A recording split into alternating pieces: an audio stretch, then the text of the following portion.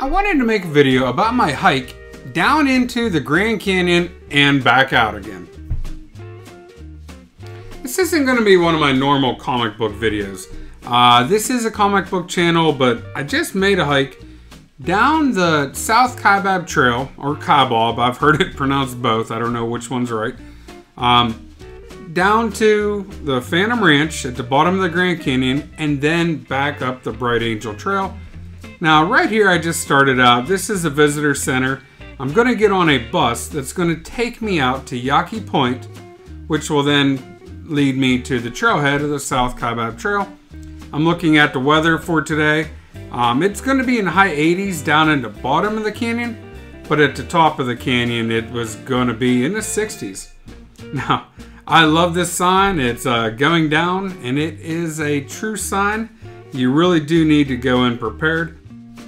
Now, I'm down here at Cedar Ridge, which is 1.5 miles into the hike. And as you can see, it's quite dark. I definitely started this hike before dark. I've hiked it a little bit before. I've gone all the way to Cedar Ridge before in the daylight. That's the furthest I've ever hiked this before. And I have a few images here of as the sun is coming up.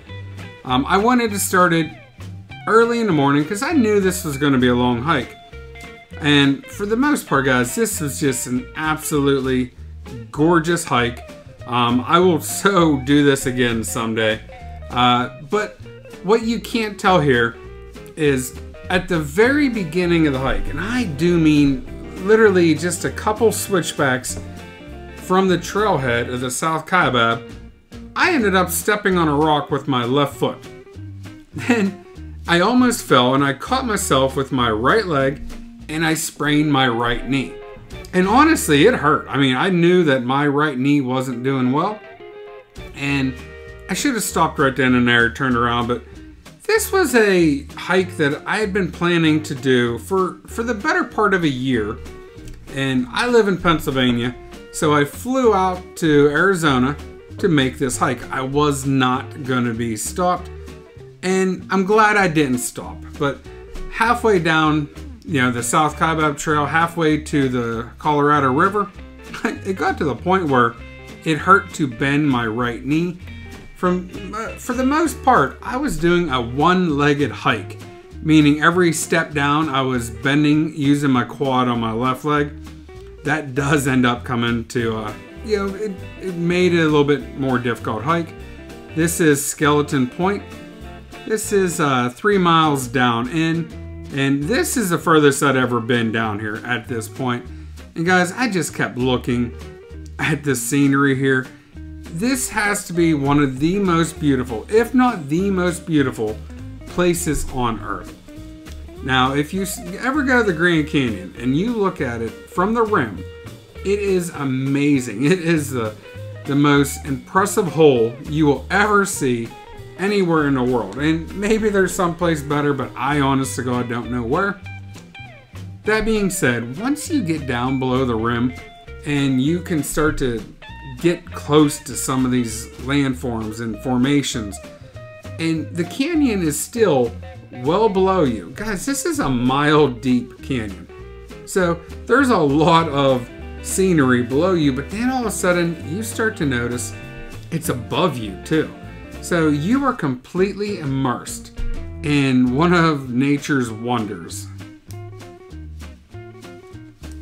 The trail for the most part is very, very well maintained. There are a lot of people have asked me, aren't you afraid of heights? And I'm not truly afraid of heights, but I do believe in self-preservation.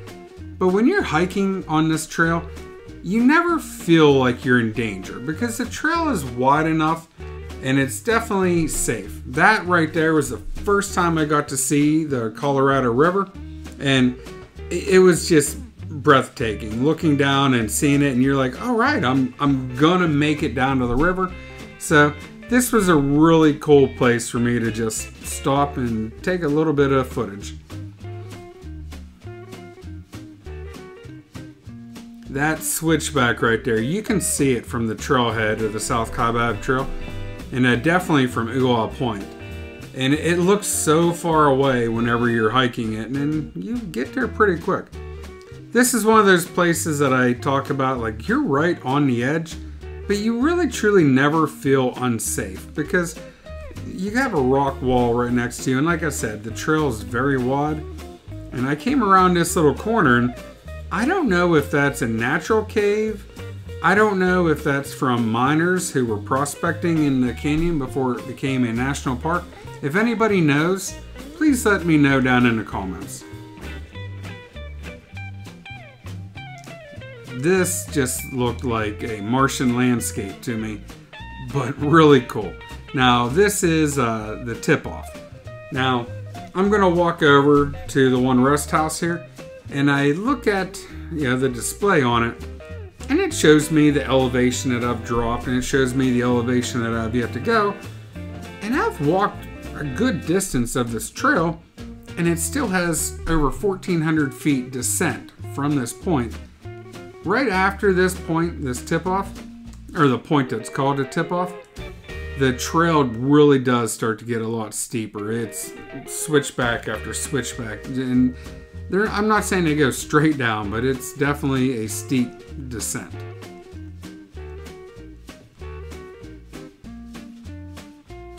The restrooms here, they were usable. Some of them had a nice smell to them. When I say nice, I don't mean nice, but for the most part, they were kept pretty cleanly.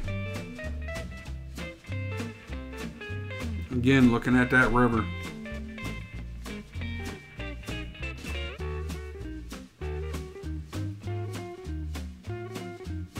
This is kind of what I'm talking about. Like, the whole canyon just embraces you.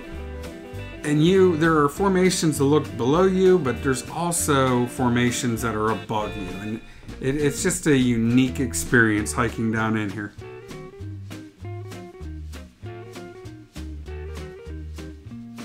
I just thought this rock formation, I mean, to say the word cool, I could say cool about everything. Amazing or spectacular. There's all kinds of adverbs about it.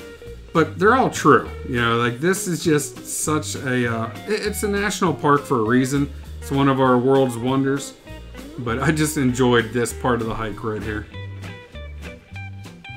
I looked straight up and that cliff was pretty high above my head.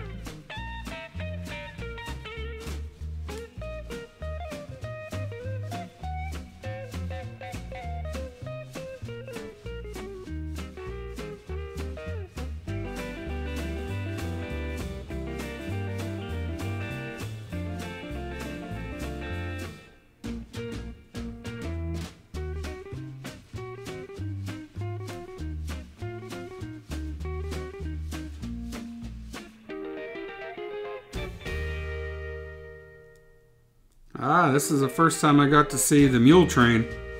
They're pretty far down there. They eventually come up, and I wasn't filming whenever they went by me, and I wish I had been, because I was talking to the trail guide and a lot of the guests, the riders of the mules, and they absolutely thought they had a great experience riding those mules down in, and they were coming back out whenever I passed them. The first view of the Black Bridge looks pretty far below me, but I get down to it pretty quick time.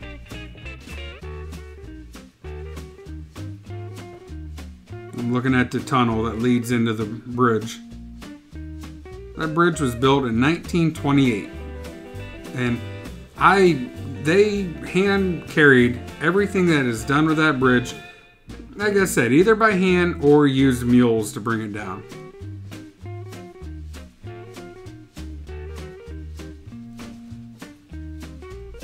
It would have been a very impressive construction project, because they did not have power tools when they were building it.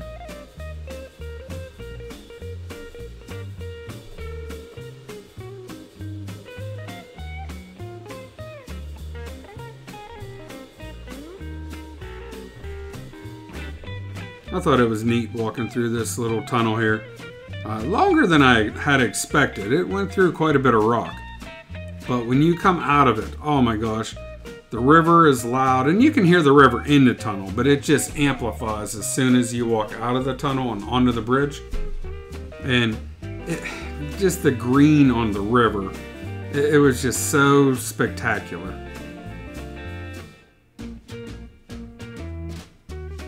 They have some planks that run right down the middle of this bridge.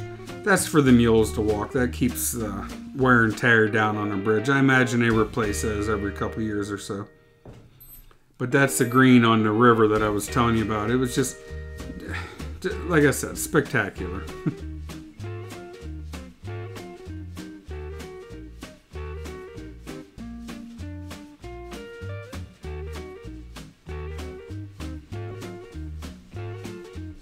Some people out on the beach there. Now this is Native American, ruins, if you will. There's some pit houses, and then there's a kiva that was there. And I just thought that was neat. It showed the people that had been there before us. And then up here I see the rim, which is way, way up there. Literally a mile over my head. And the tops of these cliffs aren't the rim. The rim is there, right there, way back far in there. Walking up the trail to the Phantom Ranch. The Phantom Ranch it's almost 100 years old. It is this little area at the very bottom of the Grand Canyon. You can rent cabins there. You can, there's also a campground where you can pitch a tent. It's called a Bright Angel Campground, which is right next to the Phantom Ranch. I would actually call it a part of it, but I guess it has a different name. But there's multiple uses for the Phantom Ranch. There is a mule corral down in there. There's a park ranger station. This is a little amphitheater, which I think is just really cool. It has a place where they can hang a screen. You can sit down there. I've seen other YouTube videos. People have watched movies down here at the bottom of the Grand Canyon, sitting at the amphitheater at night, which I just think that would be a cool experience. Now, there is a cantina here at the Phantom Ranch. It's very famous. They sell snacks. They actually have a mealtime if you are wise enough to reserve a meal, and you can plan it there. But the cantina was closed because of COVID whenever I was there. But there was a little window on the side that you can go, and I ended up, I got a postcard and I mailed it to my son from the bottom of the ranch. I thought that would be cool. It's taken out by a mule.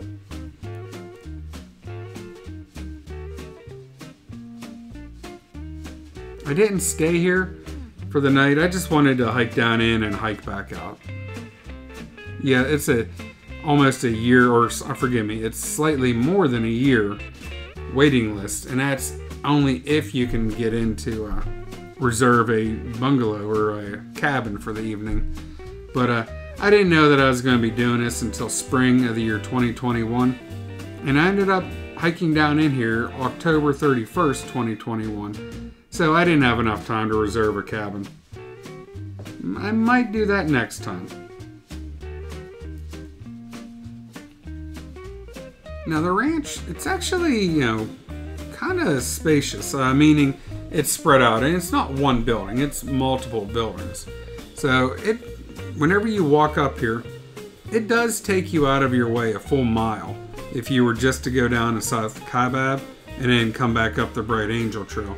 So walking down here, like I said, it adds 1 mile to your hike. But to me, it was kind of worth it. It's just one of those places that, we talk about the bucket list and, getting checks in boxes. Well, this is one of those places that I wanted to check off my to-do list.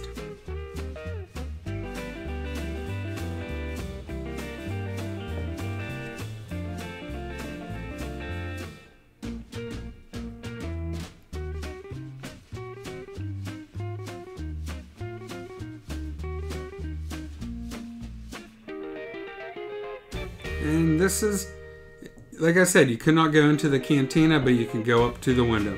Now guys, if you're watching this because you want to watch a video about the Grand Canyon, thank you for watching. If you're watching this because you are normally a follower of mine and we do comic books on this channel, I am holding the ASM 110, the first appearance of the Gibbon. And some of you guys know what that's about. Some of you will have no clue, but either way, that was me holding it. Now I'm walking down to a mule corral. Because like I said, people take mules down in, and there's also mules that'll bring cargo down to Phantom Ranch and also take back garbage. It's very important to take out all of your garbage, because the garbage that the mules take out is only from the Phantom Ranch. It is not, if you are a hiker, you better take out what you take down. So, but I'm walking back to the river. The Phantom Ranch is behind me, and I still haven't crossed the Colorado River back going up the hike.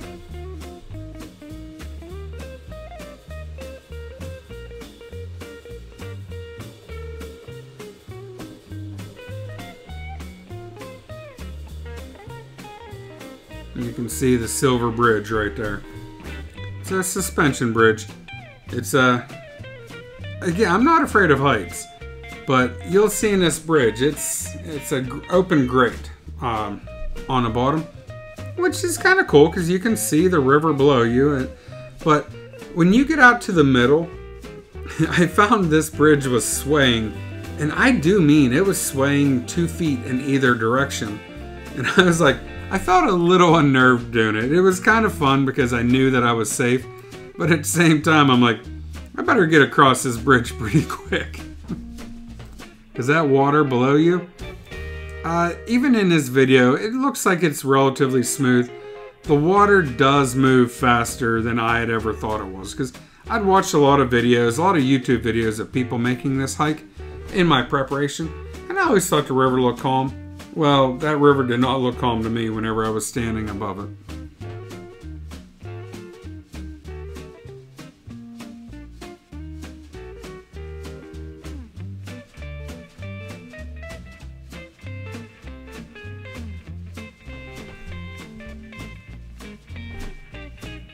Walking along the river trail. I'm making my way up to the Bright Angel Trail, and on this trail you walk along the river for a good ways actually. I'd say close to a mile, if not a full mile. And you start to climb up and you gain about 500 feet in elevation, which, you know, you have almost a full mile above you that you got to go. The problem is, once you get up that 500 feet, you look down and you see the trail ends up going back down to the river level. So you go up that 500 feet and you just give it right back up.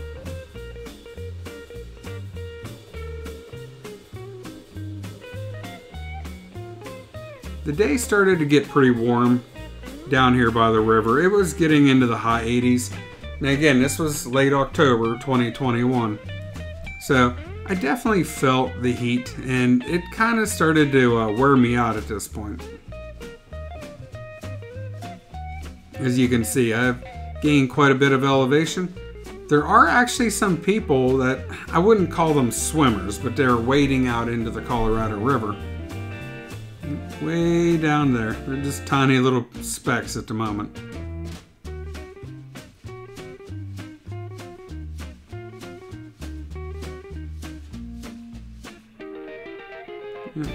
I'd walked by it. I thought about wading into the water, but by this point I told you my right knee was sprained and my left leg was starting to feel it. I could definitely feel it in my quadriceps and my calf muscles. And I had prepared quite a bit for this hike, but whenever I was doing a one-legged hike, I just don't think that my left leg was prepared to do the vast majority, because by the time I got to this point, my right leg was just, I couldn't bend it because it felt, you know, it hurt quite a bit. But there was nothing going to stop me from, like I said, this is a once-in-a-lifetime experience, and there was just nothing going to stop me from making this hike.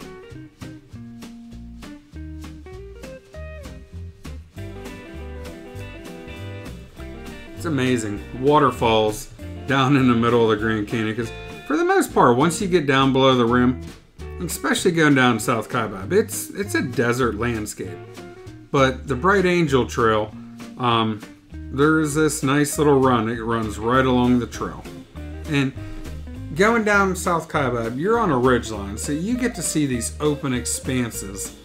But going up the Bright Angel, you're kind of in a side canyon, and there are times that you can see pretty far, but you definitely don't get the same wide open views that you do on South Kaibab. but it's a different type of beauty, and it's spectacular. Right here, I got to see these mule riders going down into the canyon, whereas before they were coming out of the canyon.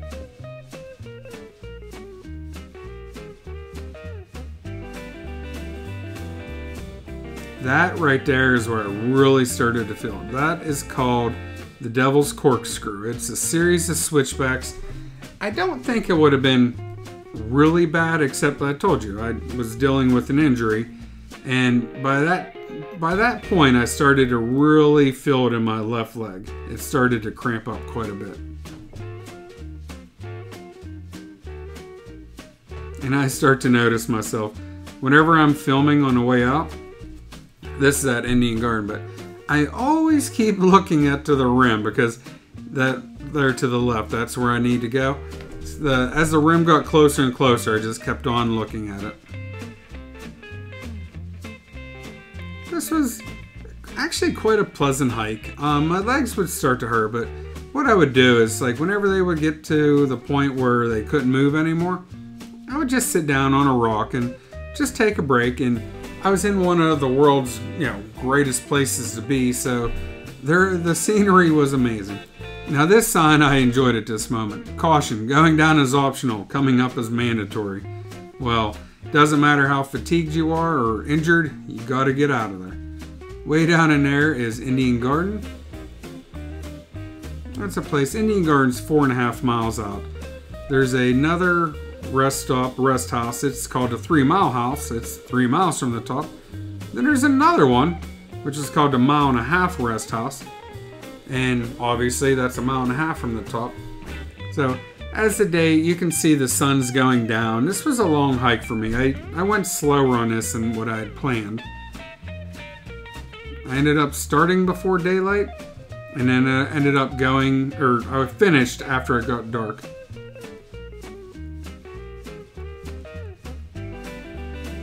This tunnel, it's the second tunnel. It's 3/4 mile from the end. Thanks for watching this video, and I hope you guys enjoyed it. But this is my hike down in and back out of the Grand Canyon.